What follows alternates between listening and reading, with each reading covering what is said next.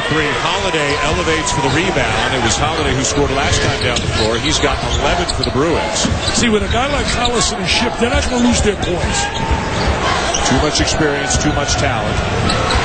Too much bounce to the ball.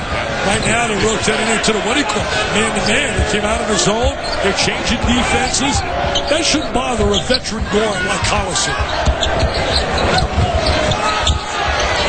Collison lobs it inside, and a foul, though, a push in the back. Maybe a break for UCLA. A call going against the Wolverines. Will step aside. All tied up. Tied at 33 as we bring you back into Madison Square Garden. Dan Schulman, Nick Vitale, Doris Berg.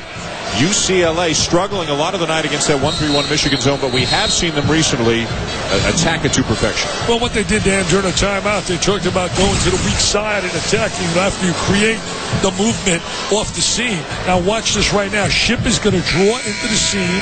He's going to draw help. He's going to drive that gap in that seam. As he drives it, the defense is going to rotate over. They're going to try to shut his drive off, and he dumps it to the weak side to Holiday with that slicing cut down the gut of the defense, and that's how you execute. That was really, I thought, designed during the timeout by Ben Holland. Yeah, these coaches are familiar with one another. They have met several times over the years at various stops in their coaching careers. Michigan in white, UCLA in blue, all tied up at 33. Skip pass to Dragovic. Long two won't go. And the rebound to Sims. Sims has been very active in his minutes that he's played coming off that bench. Grady now at the point for Michigan. 5'11" sophomore. See, what Michigan needs badly for their program, they need a major win psychologically to get people excited a little bit about the program because they've been so down. Harris, a deep three, and they've got the lead again. He's a big-time talent. There's no question, Mr. Schulman. He's a big-time talent. 28 per game in the first two games of the season, 13 so far here tonight. I think the best player in the Big Ten this year is going to be Robbie Hummel out of Purdue. Looking for, boy, have we got a game coming up in a couple of weeks, the ACC Big Ten Challenge, Duke at Purdue. And what about Michigan State, North Carolina? The next night in Detroit at Ford Field. Yes, certainly. I'll be a big mob there. They haven't seen too many winners at Ford Field. That's the home of the Detroit Lions, so now they're going to get Michigan State. Be nice. Oh, no, I'm only...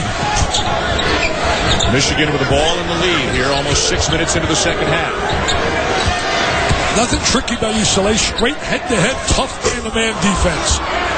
Holiday, another rebound. He's an awfully good rebounder for a man his size as well. Well, he's so strong. He's got a great body.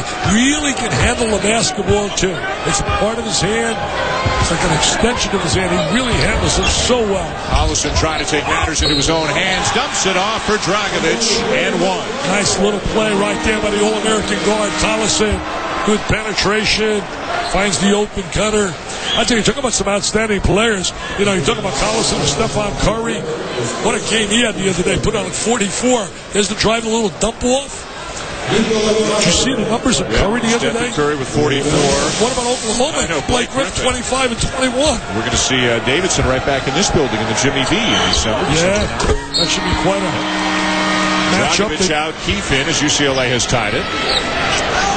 They take on West Virginia in that matchup. Then you got Texas and Villanova. And Villanova's got some outstanding perimeter players. No one talks about Villanova in the Big East. Scotty Reynolds, Corey Stokes among them.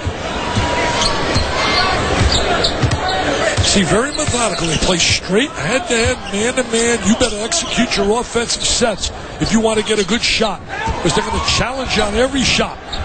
Harris gets his man in the air, and it's going to be an offensive foul on Manny Harris. Yeah, a little bit out of control, but that's going to happen. You don't want to take away his incredible offensive ability, so at times he'll play a little bit out of control. You got to understand that, and the coach has to comprehend, but you don't want to tie him up. There's a good job of rotating over. See, that's part of UCLA's defense. It's not about individual play only. It's a team defense. And that was Alfred Aboya coming over and taking the charge. Aboya inside, looking for a cutter. Harris has done a great job. He's outscored UCLA here in the second half, 8-4.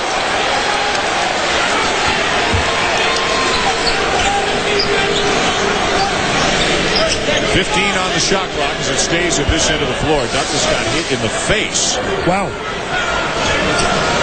I mean, Harris, what a second half. Got it in the head right Yes, there. right there. It's 8-7 right now. Harris against UCLA in the second half. Almost 7 minutes into the second half, and the underdog Wolverines right there.